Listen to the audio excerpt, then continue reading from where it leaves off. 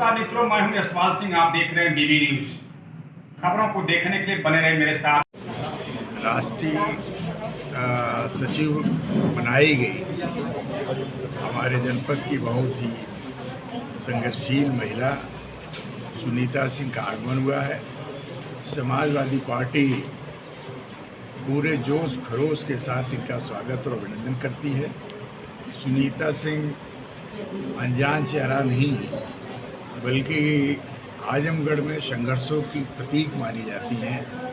इनके नेतृत्व में तमाम आंदोलन हुए, जिस आंदोलन को लेकर के समाजवादी पार्टी संघर्ष की, और आज समाजवादी पार्टी को बल देने के लिए हमारे राष्ट्रीय अध्यक्ष माननीय अखिलेश यादव जी ने हमारे जनपद का सम्मान बढ़ाने का काम किया है। और मैं पार्टी की तरफ से सुनीता सिंह का हार्दिक स्वागत और अभिनंदन करता हूँ। और मैं चाहूँगा कि आप लोग सुनीता सिंह से बात करें। क्षेत्रीय नेता नहीं बनने दे रहे। समाजवादी पार्टी आजमगढ़ में इतना काम किया है, शायद उनकी कई पुश्त आ जाएगी, नहीं कर पाएगी। अध्यक्ष जी, उत्तराखंड के पूर्व सीएम जो आए थे, प्रेस वार्ता किया एक होटल में, उन्होंने आरोप लगाया अखिलेश यादव पर कि अखिलेश यादव जैसे लोगों ने गुंडों को जो है माननीय बनाने का काम किया। इस पर क्या कहना? आज तो मामला साफ है। आज हमने गुंडों को जो किया, लेकिन आज की स्थिति में क्या है? जात के नाम पर गुंडों का, अंतर्राष्ट्रीय गुंडों का संरक्षण जो भी सरकार दे रही है। ये बनारस के एमएलसी साहब कौन? ये पूर्व सांसद या एमएलसी कौन है? ये जौनपुर के 66 की जो लिस्ट निकली उसमें ये मिर्जापुर के विनीत सिंह कौन है? ये जो आज ब्रजभूषण सिंह, जिनके ऊपर सीधा आरोप है महिला पहलवानों को जो अंतर्राष्ट्रीय स्तर पर खिताब जीत के लाई है और जिनको दुनिया में सम्मान मिला है, प्रधानमंत्री जी ने सम्मान दिया, आज वो आरोप लगा रही हैं कि ब्रजभूषण सिंह ने हमारा यौन शोषण किया है। आज उनकी गिरफ्तारी क्यों नहीं हो रही? क्यों ब्रजभूषण सिंह को बचाने का काम हो रहा है? क्यों मोदी जी और योगी जी इनकी गिरफ्तारी नहीं करा रहे हैं? आज ये तो अपने आप में स्पष्ट है, सबसे बड़ी गुंडों की पार्टी भारतीय जनता पार्टी, सबसे बड़ी सांप्रदायिक ताकतों की पार्टी भारतीय जनता पार्टी, सबसे बड़े भ्रष्टाचारियों की पार्टी भारतीय जनता पार्टी, और मोदी की सरकार, योगी की सरकार है। आज जिस तरह का माहौल है, आज लोग कोई सुरक्षित नहीं है। आज कस्टडी में लोग मारे जा रहे हैं, आज कचहरियों में लोग मारे जा रहे हैं, जहां पर कस्टडी में पुलिस की सुरक्षा मिली हुई है। आम आदमी जिसको सुरक्षा नहीं है, वो तो बिल्कुल ऐसी हालत में उसको जब चाहे कोई मार दे। आज जिसको सुरक्षा मिली है वो मारा जा रहा है, तो योगी जी दूसरे को क्या बचा पाएंगे? ये तो कानून व्यवस्था ध्वस्त हो गई है। कानून व्यवस्था नाम की कोई चीज़ नहीं है। और योगी जी का न संविधान में विश्वास है, न भारतीय दंड संहिता में विश्वास है, न सीआरपीसी में विश्वास है, न किसी धारा में विश्वास है। उनका विश्वास है रामराज में, और जिस रामराज में कानून का राज नहीं था, सामंतवादियों का राज था। इस नाते मैं आपसे स्पष्ट कह देना चाहता हूँ कि यह लोग संविधान की और लोकतंत्र की बात करने वाले लोग नहीं। अब भारतीय जनता पार्टी की सरकार को नहीं जाना, बड़ी सरकारें आई गई, वो चली गई हैं, और आने वाले दिनों में 2024 में भारतीय जनता पार्टी की सरकार जाना तय है। और हमारे सांसद जी तो बड़ बोले हैं। वो तो पहले उन्होंने इंटरव्यू दिया था जब चुनाव हुआ था, काउंटिंग के पहले, कि भगवान भी नहीं, भगवान से बड़ी बात हमारी, भगवान से भी ज़्यादा हमको जानकारी। तो ये ऐसे लोगों को क्या कह सकते? जो लोग भगवान को नहीं मानते, भगवान से ऊपर अपने को मानते हैं, तो ऐसे लोगों के दिल दिमाग पे हम लोग क्या कह सकते हैं? वो क्या बोल जाए, क्या न बोल जाए। उन्होंने कहा कि यह लोग भ्रष्टाचारी, भ्रष्ट हैं। और शायद मैं समझता हूँ कि हिंदुस्तान में सबसे ज़्यादा भ्रष्टाचार अगर किसी सरकार में हुआ है तो भारतीय जनता पार्टी की सरकार। तमाम ऐसे मसले हैं, चाहे वो लड़ाकू विमान में खरीदारी का मसला हो, चाहे तमाम योजनाओं में बड़े पैमाने पर भ्रष्टाचार हो रहा है, चाहे गरीबों का पैसा यहाँ से टैक्स के रूप में लेकर के आज अडानी को दिया जा रहा 20,000 करोड़ रुपया अडानी के खाते में ऐसा है जिसका अडानी के पास कोई जवाब नहीं है और वो स्पष्ट है, वो पैसा भारतीय जनता पार्टी का पैसा है। सर, आजमगढ़ एयरपोर्ट पे सांसद ने कहा अब नहीं बनेगा और यह क्षेत्रीय पार्टियों की वजह से नहीं बनेगा, जमीन नहीं देने दी जा रही है। देखिए, उनको एयरपोर्ट नहीं बनाना, उनको एयरपोर्ट का शगुफा छोड़ करके जनपद में उनका यह था कि हम भी कुछ काम कर रहे हैं, उनको बनाना नहीं था, केवल शगुफा छोड़ना था। तो न उनका एयरपोर्ट अभी जिस हालत में है उस पर घरेलू उड़ान हो सकती है, क्यों नहीं खोला जा रहा? 6 साल हो गया यहाँ पर स्टेट सरकार को, एयरपोर्ट खोल देना चाहिए। जो घरेलू उड़ान हो वह तो हो, अंतर्राष्ट्रीय स्तर पर यहीं पे 100 किलोमीटर गोरखपुर, बनारस, कुशीनगर, आपका लखनऊ बढ़िया एक्सप्रेसवे हो गई, जिसको जाना है बाहर जाना है, अन्य प्रदेशों में जाना, वो लोग जा रहे हैं। लेकिन हमारी जो घरेलू उड़ानें हो सकती हैं, जिसके लिए एयरपोर्ट माननीय मुलायम सिंह यादव ने दिया था, जिसको माननीय अखिलेश यादव जी मुख्यमंत्री थे बनाए थे, उस एयरपोर्ट को खोल देना चाहिए। इनका कुछ चलाने का कोई मतलब नहीं है, केवल हिंदुस्तान पाकिस्तान, केवल कबरी। 3 दिन पहले जनपद में हमारे माननीय सांसद जी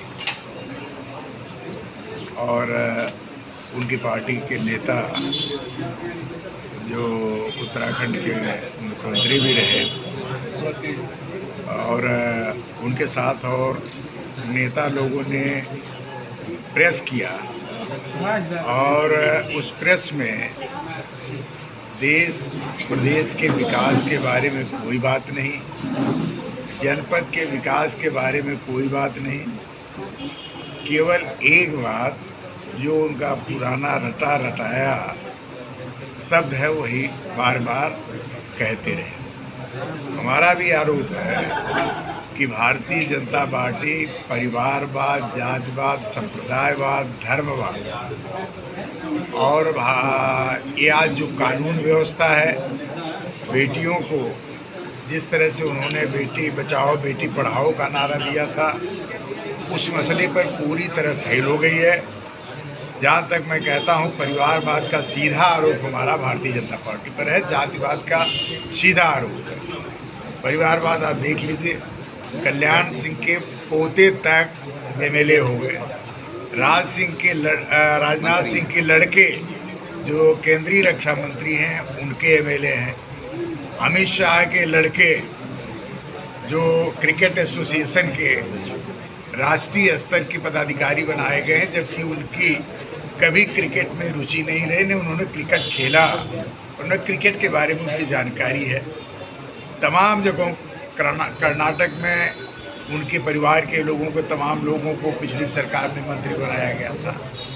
आज जहाँ भी जिस भी प्रदेश को उठा लीजिए, उसमें भारतीय जनता पार्टी परिवारवाद का नंगा नाच नाच रही है। जातिवाद तो मेरी समझ से इतना बड़ा जातिवादी पार्टी शायद हिंदुस्तान में अब कोई नहीं। भारतीय जनता पार्टी धर्म के नाम पर, जात के नाम लोगों के साथ नाइंसाफ़ी कर रही है और निश्चित तौर पर आने वाले दिनों में जो यह माहौल पैदा कर रही है, जात के आधार पर संघर्ष होंगे, धर्म के नाम पर संघर्ष होंगे और जातियों को जोगी जी जातियों को लड़ा कर आने वाले भविष्य में समाज में वो जो भाईचारा है, समरसता है, उसको तोड़ना चाहते हैं। आज वह किसी जात के साथ जिस तरह का दुर्व्यवहार कर रहे हैं, किसी धर्म के साथ दुर्व्यवहार कर रहे हैं, क्या आने वाले दिनों में जो लोग आएंगे वो ऐसे अछूते रह जाएंगे? या भारतीय जो बैठे हैं आदरणीय डॉक्टर राष्ट्रीय प्रवक्ता हैं अभिषेक राज जी, बनारस से चल के आए हैं, अपना बहुमूल्य समय दिए हैं। मैं इनका स्वागत और अभिनंदन करती हूँ। साथ में सभी लोगों का, आप लोगों का और जो भी महिलाएं आई हैं, नौजवान आए हैं, सबका स्वागत और अभिनंदन करती हूँ। मैं सबसे पहले अपने राष्ट्रीय अध्यक्ष अखिलेश यादव जी को बहुत बहुत आभार प्रकट करती हूँ और साथ में आदरणीय राष्ट्रीय महिला अध्यक्ष समाजवादी पार्टी की आदरणीय जूही सिंह जी का मैं बहुत बहुत आभार प्रकट करती हूँ। हमारे बीच में अभी फूलपुर के पूर्व विधायक श्याम बहादुर यादव जी आए हैं, मैं उनका भी धन्यवाद करती हूँ। और आप लोगों को जो पूछना है वो पूछिए। महिलाओं के सम्मान और महिलाओं के साथ होने वाले अन्याय अत्याचार को लेकर आप किस तरह से लड़ाई लड़ेंगे? देखिए, आप जो कह रहे हैं 2024 में हम किस मुद्दे से चुनाव लड़ेंगे। आज आपको समाजवादी पार्टी ने बहुत बड़ी जिम्मेदारी दी है और आगे 2024 में चुनाव भी है सांसदी का। किस तरह से आप इसको चुनौती में लेती हैं और किस तरह से समाजवादी के लिए काम करके इसको बड़ी जीत में तब्दील करेंगी? मैं आप लोगों का बहुत बहुत धन्यवाद करती हूँ और यहाँ पे हमारे ज़िले के बहुत ही कर्मठ और सहनशील अध्यक्ष आदरणीय फलदार यादव जी का धन्यवाद करती हूँ। हमारे पूर्व सांसद आदरणीय हम लोगों के बीच में हमेशा जो मार्गदर्शन देते हैं आदरणीय नंद किशोर यादव जी का मैं तहे दिल से स्वागत करती हूँ। हमारे पूर्व राज्य मंत्री राम दुलारे राजभर जी हैं, उनका स्वागत करती हूँ। हमारे बीच में हमारे लालगंज के अभी निर्दल जो चेयरमैन हुए हैं ज़िले में, बहुत अच्छा जीत उनकी हासिल हुई है, शरद यादव जी को मैं धन्यवाद देती हूँ। हमारे हमेशा जो राजनीति में 2 कदम आगे चलने का जो हौसला बढ़ाते हैं आदरणीय हरि प्रसाद दुबे जिला महासचिव, मैं उनका स्वागत करती हूँ। हमारे जिला के अध्यक्ष आदरणीय बबता चौहान जी हैं, मैं उनका स्वागत करती हूँ। हमारे साथ चल के आई हैं महिलाओं के साथ आदरणीय सना जी, हमारी वरिष्ठ नेता हैं समाजवादी पार्टी की, मैं उनका स्वागत करती हूँ। द्रौपदी पांडे जी हैं, हमारे पूर्व मेहनगर लालगंज के अध्यक्ष आदरणीय इंद्रजीत यादव जी हैं, जो राजनीतिक में हमको जोड़े और यहाँ तक आने में बहुत सहयोग रहा है। और मेरे बीच में हमारे बहुत ही मृदुभाषी, बहुत जोश खरोश के साथ हमेशा अपनी बात को बेबाक। 2024 में कोई मुद्दा ही नहीं भाजपा का है कि वो किस मत से चुनाव लड़ेगी। समाजवादी पार्टी के पास मुद्दे की कोई कमी नहीं है, क्योंकि जो भी प्रदेश में विकास हुआ है आजमगढ़ से लेके पूरे प्रदेश में, वो समाजवादी पार्टी के सरकार में हुआ है। महिलाओं की सुरक्षा को लेकर कहिए, आज महिलाएं के साथ जो उत्पीड़न हो रहा है सरकार उसके प्रति गूंगी बैठी है। मोदी जी जो भी वादा किए जनता से, लगातार उनके वादे खोखले निकले। अब उनके वादे पर और उनके झूठे जुमलेबाजी पर कोई जनता 2024 में उनको वोट नहीं देने वाली है। इसलिए समाजवादी पार्टी के हमारे सिपाही, हमारे बीच में अभी पूर्व एमएलसी गुड्डू जी आए हैं, राकेश जी, मैं उनका धन्यवाद देती हूँ।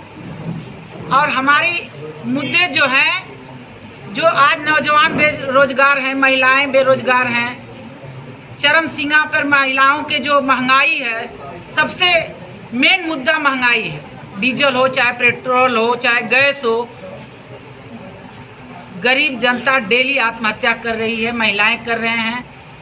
आप देख रहे हैं यहाँ से लेके प्रदेश में सरकार कह रही कि मेरी कानून व्यवस्था बहुत अच्छी है। मैं कहती हूँ कि भाजपा के एक मंत्री और विधायक का कुछ नहीं चल रहा है कि वो अपने जो उनको वोट दिया है उसको थाने से छुड़वा लें। ये मेरी चुनौती है।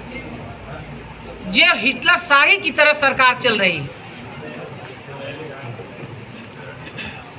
भारतीय जनता पार्टी सुनते ही बेटी बचाओ बेटी पढ़ाओ और महिलाओं के सम्मान की बात करती है, तो इस पर क्या कहना है? वो तो बेटी बचाओ जितना किया आप जान रही हैं, पूरे प्रदेश यहाँ तक बेटियाँ कितनी इस सरकार से निराश हो चुकी हैं। कितनी बेटियों का आए दिन शोषण और बलात्कार हो रहा है। कोई जो भी भाजपा बेटी बढ़ाओ बचाओ में काम बताई थी, उसमें एक भी सफल उसका काम नहीं हुआ है। बेटियां आज त्रस्त हैं, महिलाएं त्रस्त हैं। भाजपा का कोई भी वादा जितना भी किए उसमें एक आप बता दीजिए कि सक्सेस है। आप लोग भी मीडिया वाले हैं, कोई भी सक्सेस बता दीजिए। आजमगढ़ में एक ईंट बता दीजिए भाजपा ने क्या किया है। प्रदेश में जितने भी रोड बने, ओवरब्रिज बनी है, सारे हमारे राष्ट्रीय माननीय अखिलेश यादव जी किए हैं।